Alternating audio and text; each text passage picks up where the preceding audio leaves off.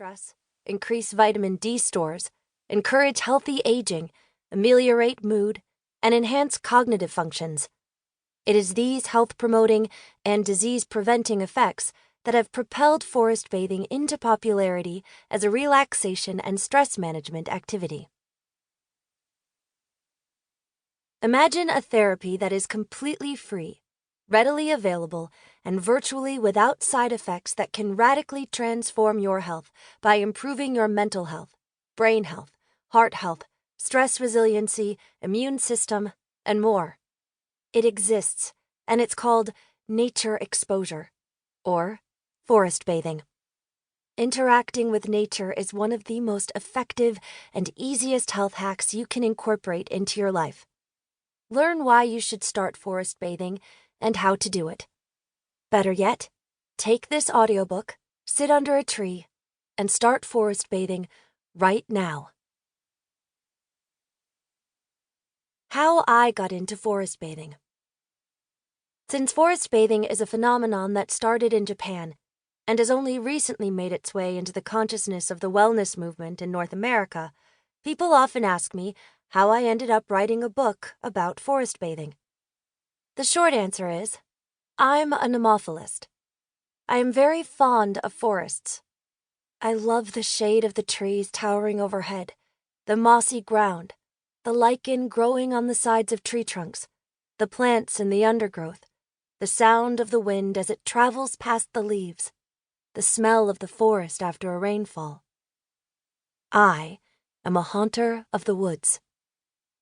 The long answer is that although it's been less than 10 years since I put a name to this practice, I've been forest bathing my whole life. I grew up in the suburbs of Ottawa, Canada, on a street lined with stately maple, pine, and willow trees. Our backyard was lined with thick cedar hedges, which were perfect places for secretly burrowing into during a game of hide-and-seek. We lived on the border of an area known as the Greenbelt, 49,400 acres, 20,000 hectares, of protected green space, including farms, forests, and wetlands. Created in the 1950s to protect the rural land bordering the city from urban sprawl, it is the largest publicly owned greenbelt in the world. Growing up, I lived right next to it. It felt like an extension of my backyard. A child in the forest. Some of my best memories of early childhood were in the forests near my home. Behind my elementary school, there was a forested area with a creek that ran through it. Technically, we weren't allowed to play there during recess, as it was outside the school boundaries.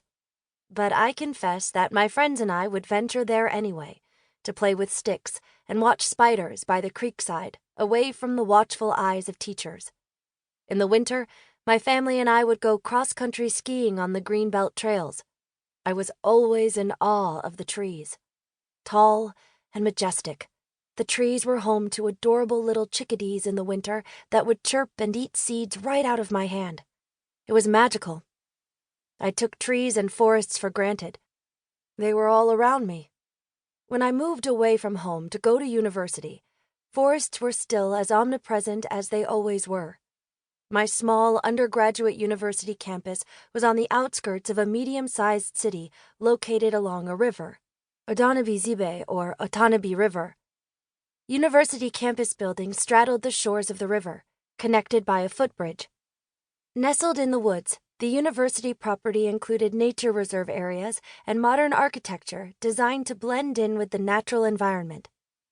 I pursued an undergraduate degree in cultural studies and took a deep dive into critical theory, looking at the ways in which the human body and nature are represented in our culture. Walking to classes felt like walking in a forest clearing beside the river, and I often found myself reading under a tree by the riverside, much as I had during elementary school. When I got a job working for an environmental, non-governmental organization soon after graduation, it just made sense. I had spent my whole life surrounded by nature without thinking much about it, but I was also concerned about the environmental issues facing our world. I worked on projects that focused on the links between the environment, human health, and equity. I was a passionate champion for the communities and the people I worked with.